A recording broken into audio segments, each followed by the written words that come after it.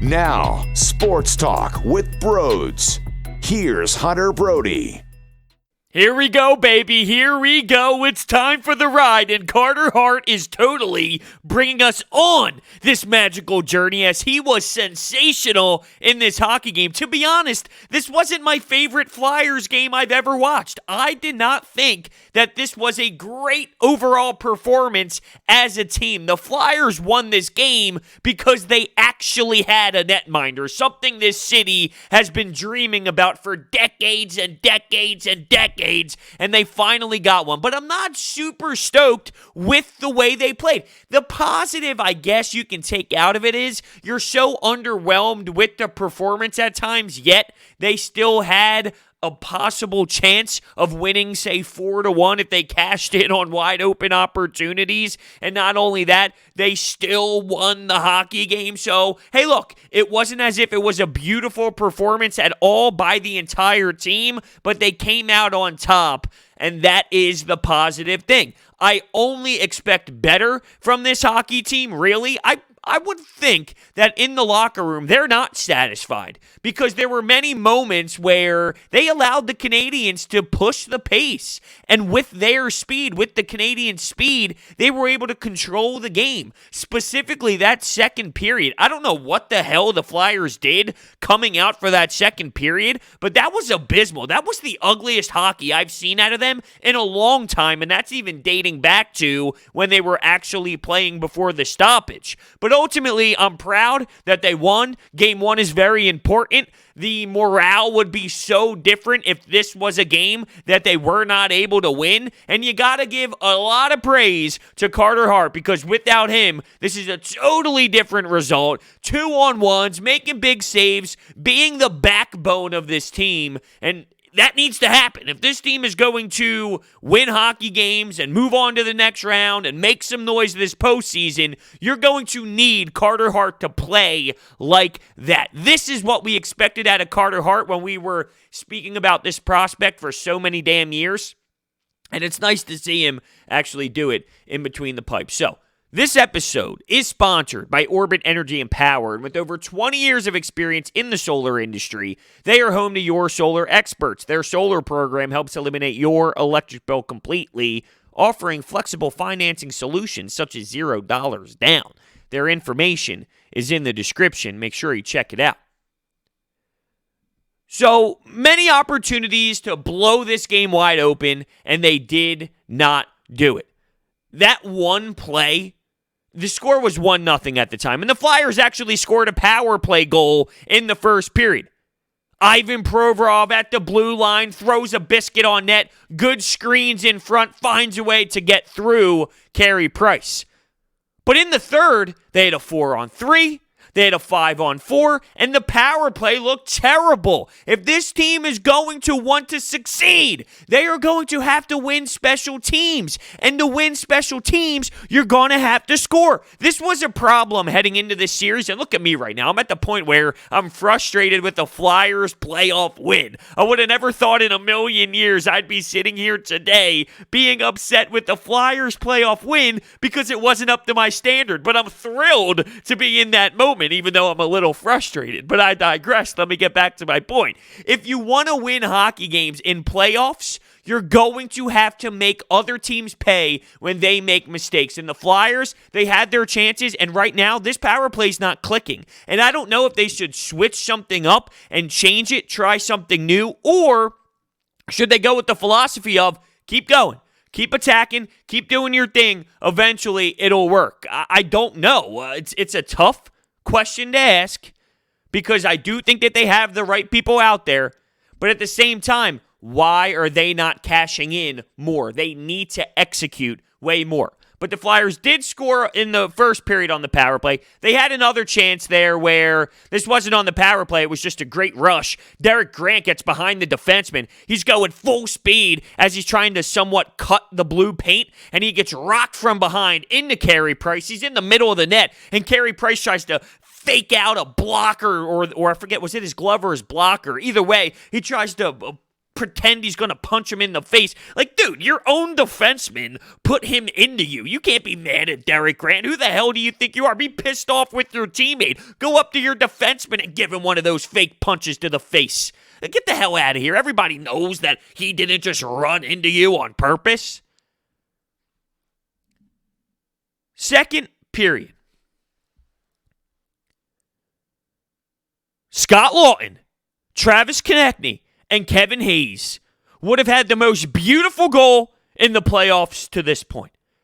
Moving the puck, entering the zone, crisp passes. And here's Scott Laughton with a wide open net. Now, Suzuki is literally in the crease trying to block the puck, but out of nowhere, Carey Price, I'm talking wide open net, Carey Price sticks his stick out, and it hits his stick and goes up. Are you kidding me? I was on the edge of my seat, and I stood up as I saw the play develop, and as I saw the puck get past to Scott Laughton. In my mind, I'm already celebrating by myself in the basement, doing a couple of fist bumps, and I couldn't believe it. My jaw dropped and hit the floor. What? How do you save that? That save was insanity. How did he get back to reach out like that? And I thought, no, don't come back to bite them, please. Don't come back to bite them. Well, what else was there? Because there was another one. Oh, Nate Thompson in the third. How? Wide open net. Carey Price nowhere to be found. Nate Thompson, his former team. And here he goes. He pushes the puck right back into the corner. Put the team away. Claude Giroux earlier cranked one off the iron. Cranked one off the post. Short side on Carey Price. So there were moments. But here's where I have the problem. I think they allowed the Canadiens to have a lot of moments as well. Some breakdowns that they haven't really been giving up since they returned to the bubble. There was one where it would have been a 2-on-0, but Lehkonen fell. He literally lost an edge and fell on a 2-on-0. I don't know what happened with the defenseman. They went for a change, it looked like, and luckily, he fell and the puck went right to the corner and the Flyers were able to get back. But are you kidding me? You can't have that. Some big breakdowns where Carter Hart was coming up clutch. It was almost as if his game isn't going to get appreciated enough because of how poised he is. It's going to get appreciated. Without him, everybody understands that that's not a win. But because of how poised and calm he looks in the net, I don't think it's going to get enough praise. He came up so big in so many damn moments, and he's so comfortable with the puck in his presence. He finds a way to get his glove on there. He finds a way to blocker it away, put it in the corner. He just finds ways to do it, and it looks so simple, and it looks like he does it in such a cool way, like a calm way, to the point where you don't even realize and properly get it. You're not properly receiving the information that what he is doing is even crazier than it looks. And oh, by the way, he turns 22. I can't wait to watch his career play out, I tell you. We have reactions, by the way, to get to. And I'll play that a little bit later on in the show, in the podcast. Because there's the 24/7 anytime hotline that you can utilize, 856-442-9805. And you can leave your reaction after every game, or if there's some big news, you can call the hotline whenever you'd like. It did seem like the other series, all these other NHL series going on right now, it felt there was more intensity in some of the other ones. Of course, there was the 5 overtime game between Columbus and Tampa Bay where Tampa won it.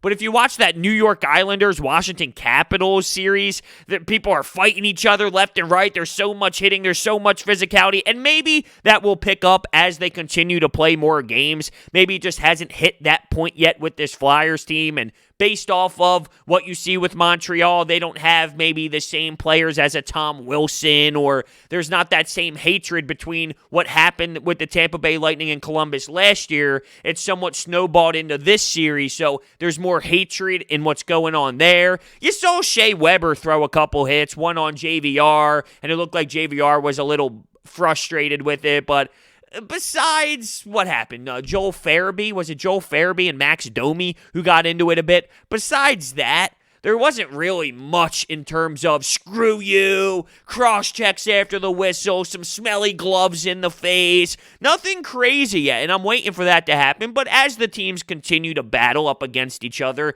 every single night, well, that will intensify without a doubt. By the way, when it was 1-0, the Flyers took a penalty. Aubé-Kubel holding. Canadiens to the power play. Shea Weber, bounce goes his way. Puck's laying there. Wide open net for him. Blisters it home to tie the hockey game up 1-1. But here's something that this team does do very well. Bounce back, keep the composure. And within seconds, Travis Sanheim keeps the puck in, throws it on net. Joel Farabee with the tip. Gets his own rebound, literally within seconds. And I think it's big that it's Joel Farabee, because when Michael Raffl went down, we all questioned, how big was that? How big was the loss of a veteran player that you can rely on, that is important to this team, that Alain Vigneault trusts? Joel Farabee, it's not a terrible backup option. Clearly, young, fast, has the ability to produce, but he's not a veteran, and he hasn't experienced playoff moments. And then the first game he gets this chance, he gets a big-time goal within seconds. He responds as soon as the Flyers allow a power play goal. I think that is very important, and it's big for him, for his confidence, and for this team moving forward. Raffl was a big loss, and here you go. And I like the way that the lines are right now. Having Farabee play with the top dogs, with Claude Giroux and Sean Couturier, and having Jacob Voracek on your third line, that just shows you something that we've been talking about for so long with this team, but the depth. Are you kidding me? The fact that Jacob Voracek's on your third line, you can just roll these lines consistently. One player I'm a little underwhelmed with to this point is JVR. I need more out of him. And Alain Vigneault essentially said the same thing, and that's why he sat JVR for one of these round-robin games to make a statement. Yo, dude, pick it the hell up. That's what he was saying when he sat him for the round-robin game. Essentially, he's saying, you gotta be better. You need to provide more for this team because you can, because you're capable of doing that. And I don't know if he is providing enough for this hockey team right now, and I expect more out of him. That's not a knock on him. If anything, that should be praise, right? That should be a positive thing. JVR, I think you're better than what you're giving me. And that's because I think you're a good player that can score goals and that can generate more. And I don't know if he's generating enough for me at the moment. He has a role. He can put the puck in the net. I don't see him really making those type of plays. And is it because he's not playing with people that he's, I don't know, maybe he's not playing with people that shoot his game the best, because although he can score goals, more grindy goals, he has a shot, no doubt, but, you know, he scores in ways where he's sitting in front of the net, blue paint, getting some tips. It's not the same as a legitimate, insane sniper that comes down the wall and with an unbelievable leg kick just puts it twine. It's not that way. I don't know. I expect more out of him, though. I expect more out of this team as a whole, and I don't think that's unfair to say.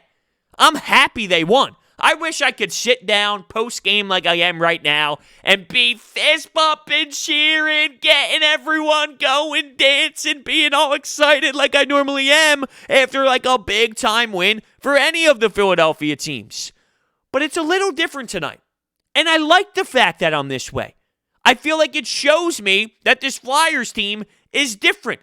The expectations are different. I expect them to win, and I expect them to dominate this Canadiens team. And I expect them to be able to put on a display that's better than this. Because, just like the JVR situation, I know they can. So while I'm thrilled, I expect more. And I love the fact that that's where I'm at right now with this hockey team. Afternoon game on Friday, 3 o'clock. Let's keep it going. I projected a 5-game series, so we're on the right track. I projected the Flyers to take care of business in 5. But the one thing that I love about this team, I know deep down that they are not okay with this. They are not okay with the way that they played. That second period, where did that come from? I expected so much more. They're normally on their toes. They're normally coming out hot. That forecheck is unbelievable. And this Montreal Canadiens team, they have speed. They're here for a reason. They have a pace that they can elevate, right? I mean, they can fly. They can make things happen. They can set the tone at times. But come on, Flyers, right? Let's go, let's go, let's go. Carter Hart bailed them out at times. Too many opportunities for this Canadiens team. Opportunities are going to happen. That's no doubt. That's any hockey game ever. You can be the best hockey team in the world. You'll give up a chance here and there. That's the nature of the game. It's up and down. It's fast-paced. There'll be a breakdown. There'll be an odd man rush. But you got to limit them, and I thought that there were way too many. And on the flip side, they had chances where they need to deliver. Set the power play aside, even though that's a big-time issue that they're going to have to fix. That Nate Thompson missed opportunity can come back to bite them. The Scott Laughton one could come back to bite them in other scenarios. And it was this close to biting them. Because with 22 seconds or so left, might have been 26, they allowed a dinger off the crossbar. So we could have looked at this game totally differently if that went bar down instead of bar north. And then you go back to all the missed chances. I love this team, but I want more. And I think it's okay to demand more.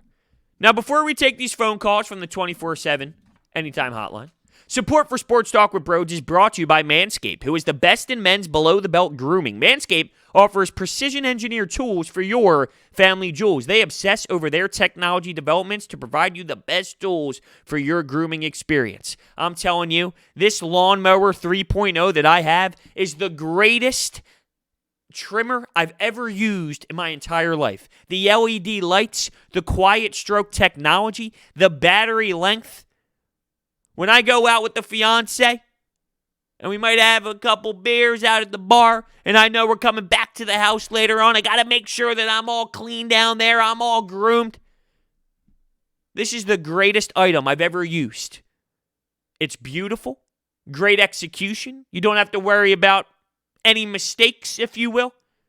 So, your balls will thank you. Trim that junk of yours. Get 20% off and free shipping with the code BROD at manscaped.com. That's 20% off with free shipping at manscaped.com and use code BROD.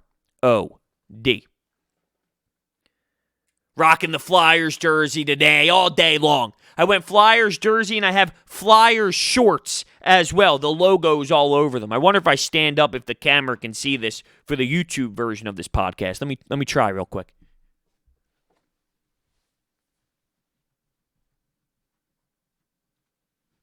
I went for a little rotated circle, like a model, if you will.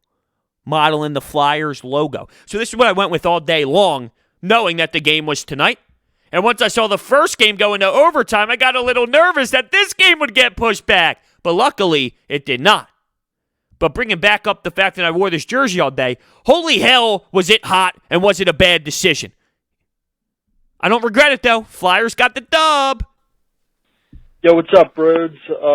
Nice win by the Flyers tonight. I'm thrilled to be up 1-0 in the series. Sure beats the hell out of being down 1-0 in the series, but overall, I wouldn't say that this was the best performance by the Flyers. Definitely the weakest game since coming back from the COVID-19 break over the summer.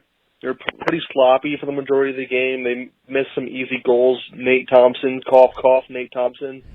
They didn't really move the puck that well. Then obviously, you can make the excuse that if they're playing in an arena and a rink that's been really beat up, like especially the 5 OT game the other night and the double OT game earlier today. But overall, I feel like they need to straighten it up a little bit if they want to go forward in the series. Like Montreal has proven that they're a tough team, they're scrappy, and they have absolutely nothing to lose, and they happen to have one of the best goaltenders of this generation in that it's going to be tough to score on at any point in the series. I'm just happy that Carter Hart stepped up big time in his first true real playoff game, and it's just awesome that we have a goaltender that we can just put in there and he can steal a game for us even if we don't play our best. Couldn't agree more. Something to point out. the Canadiens have nothing to lose. That is a great point. They don't. And when you have nothing to lose and you don't feel like the pressure's on you, you get to play more of a free game out there. Your mind's not so intense. You don't hold the stick so tightly. So maybe because the Flyers knew that they had the pressure, they were the number one seed, that they were nervous, let's say, and they felt maybe anxious, and it wasn't coming so naturally to them because, hey, this is a real playoff game now. Things have changed. This isn't the round robin anymore. While you have the Canadiens already play a playoff series atmosphere, and the Flyers haven't yet. So maybe we can chalk it up to that, and since they got their feet wet in the playoff atmosphere, things will change a bit, and now you're going to see some adjustments by Alain Vigneault and the coaching staffs, both of the coaching staffs, and the Canadiens have one hell of a head coach who is experienced, so you will see some counters, and you will see some different looks. Let's see who makes the better chess piece, or let's see who makes the better chess move with their pieces. Hopefully it's Alain Vigneault. You also mentioned Carey Price. You're right, man. You're right. He is one of the greatest to ever do it. He can steal games. He almost, if the Canadiens were able to score with that shot that hit off the crossbar there late, almost stole one if the Canadiens were able to execute after that. So you are right that he has the ability to do that, but so does Carter Hart, as you mentioned, and that puts a smile on my face. Rhodes, my friend, Ryan from Tampa, what is up? Hey, you know what the good news is?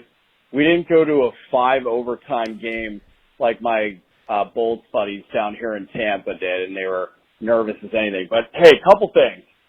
First, Giroux played a great game today, had a lot of good chances. Second, I think we learned that we got to get in front of Price to, make anything happen in terms of goals. And third, if we're on the power play, we just got to take the shot at the point.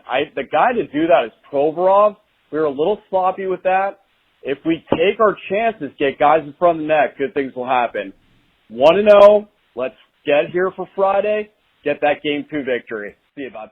I love the mentality. Get pucks on net. Shoot the puck. Get in front of Carey Price. Rip it. Just throw biscuits on net. You never know what can happen. And realistically, if he's going to see the puck, he's probably going to make the save. So I like that philosophy. And with the power play, I don't mind shooting the puck up top like you saw in this game and getting screens. But with this skill set on this power play, you would think some beautiful tic-tac-toe goals should be in play. And it's so weird and odd that they're not able to set up some beautiful good looks where they bring it up to the blue line, they walk the blue line, they dish it back to the half wall, maybe you pass it down low towards the goal line, whoever's on the half wall goes to the net, or you can do some sort of cycle. You would think with the skill out there, even if the penalty kill is aggressive, that they should be able to execute some nice-looking passes and some nice-looking goals based off of that, and they just can't find a way to do it right now. So, to your point, if you are struggling in moments like that, why try and force plays if you can throw biscuits on net and make sure you attack the blue paint, take his eyes away, get sticks up there, tip the puck, and see what happens from there? I do think that is a good philosophy that you saw work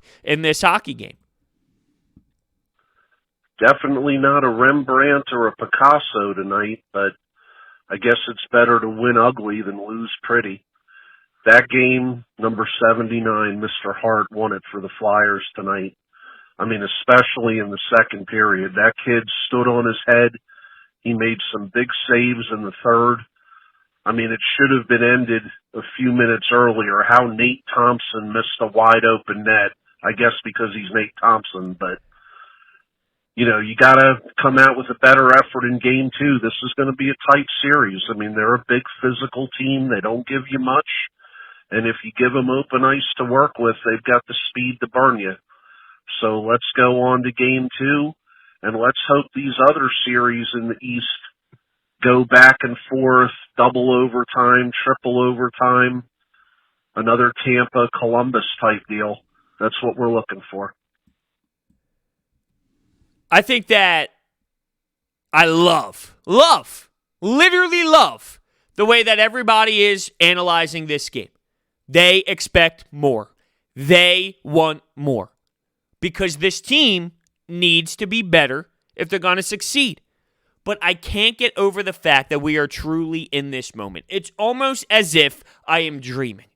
I'm dreaming. This isn't actually happening, but it is, and that's great. I expect more out of the Flyers because they are a true, legit team. I can't get that out of my damn head. It's hard for me to get it out. Throw pucks on net. Going back to the previous caller. Not the last one, but the previous one. Because I was thinking, that even that Joel Farabee goal to take the lead, what did he do? He got in front of Carey Price. He sat there, he got a tip, it hit his pad, and he put in the rebound. Getting in front of him, taking away the eyes, is what you're going to need to do if you want to get the puck past him consistently. So use that model. Use this game film to show you how to score on this goalie. Nate Thompson, though, brick hands. I don't know how much more net you need. This isn't soccer. Well, bros, we see if Flyers win. At this point, if the Flyers play in the same day as the Phillies, around the same time, I don't give a little crap about the Phillies. I'm over that team unless they're the only team on. Flyers, woo, loving them right now. We got Ivan Provorov. Right before he scored that, I called it. Said, get it to Provorov for a one-timer. And then we got Joel Farabee in there. Pretty given goal. He missed that. Those are no settings. But overall, great game. Carter Hart's a beast. You can't stop the man. But overall, great game. Except second period, started second period was a little shaky. And then the end of the game was a little nerve-wracking. But we got the win. And feel shake, baby. Feel the shake, baby, he ends the phone call with. That's something nice to hear. I was always questioning what Carter Hart was going to be like once he got up here. Would he be so stellar instantly? I thought he'd be great. Look at what he did at the World Juniors. Look at what he did throughout his career. I thought he would be great, but how impactful would he be right from the jump? And you can argue he's even exceeding those expectations, and those expectations were so high to begin with. So that is truly mind-blowing, and I'll leave you with that point right there. Thank you all so much for listening to this episode of Sports Talk with Broads. Remember about my sponsors, Orbit Energy and Power. Their information is in the description, along with Manscaped. Use promo code BROD at checkout for 20% off and free shipping. Thank you all so much. Flyers lead the series 1-0. It's the right step in the right direction. Let's see if they can continue it on Friday afternoon.